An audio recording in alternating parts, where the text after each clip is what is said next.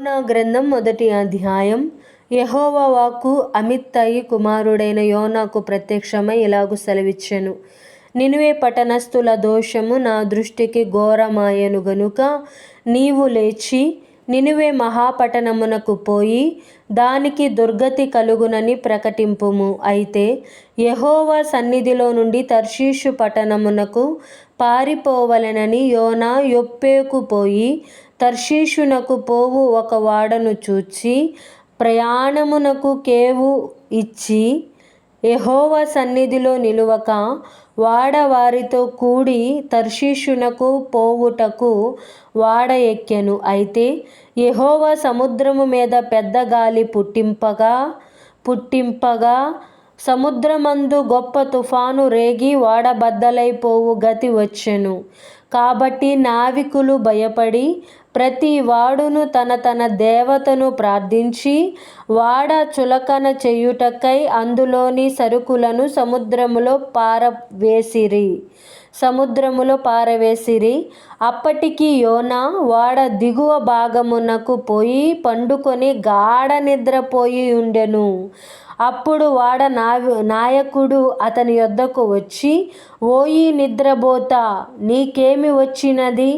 లేచి నీ దేవుని ప్రార్థించుము, మనము చావకుండా ఆ దేవుడు మన యందు కనికరించునేమో అనెను. అంతలో వాడవారు ఎవనిని బట్టి ఇంత కీడు మనకు సంభవించినది తెలియుటకై మనము చీట్లు వేత్తము రండని ఒకరితో ఒకరు చెప్పుకొని చీట్లు వేయగా చీటి యోనా మీదికి వచ్చెను. కాబట్టి వారు అతన్ని చూచి, ఎవరిని బట్టి ఈ కీడు మాకు సంభవించెనో, నీ వ్యాపారమేమిటో, నీవెక్కడ నుండి వచ్చితివో, నీ దేశమేదో, నీ జనమేదో, ఈ సంగతి అంతయు మాకు తెలియజేయుమనగా అతడు వారితో ఇట్లనెను, నేను హెబ్రీయుడను, సముద్రమునకును భూమికిని సృష్టికర్తయైన ఆకాశమందుండు దేవుడైయున్న యెహోవా యందు నేను భయభక్తులు గలవాడనైయున్నాను. తాను యెహోవా సన్నిధిలో నుండి పారిపోవుచున్నట్టు అతడు ఆ మనుష్యులకు తెలియజేసి ఉండెను గనుక వారా సంగతి తెలుసుకొని మరింత భయపడి నీవు చేసిన పని ఏమని అతనినడిగిరి.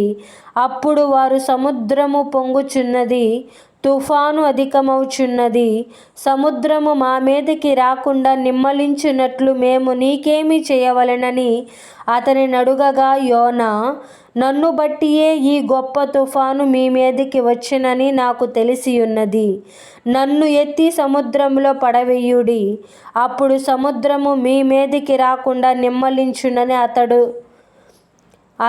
వారితో చెప్పినను.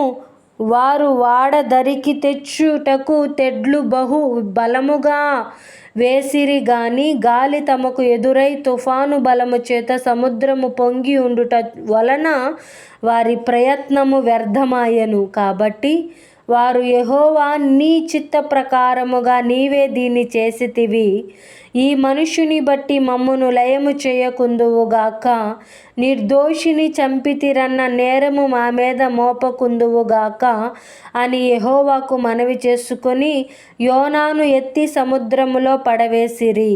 పడవేయగానే సముద్రము పొంగకుండా ఆగెను. ఇది చూడగా ఆ మనుష్యులు యెహోవాకు మిగుల భయపడి ఆయనకు బలి అర్పించి మ్రొక్కుబళ్ళు చేసిరి. గొప్ప మత్యము ఒకటి యోనాను మృంగవలెనని యెహోవా నియమించి ఉండగా యోనా 3 దినములు ఆ మత్యము యొక్క కడుపులో నుండెను.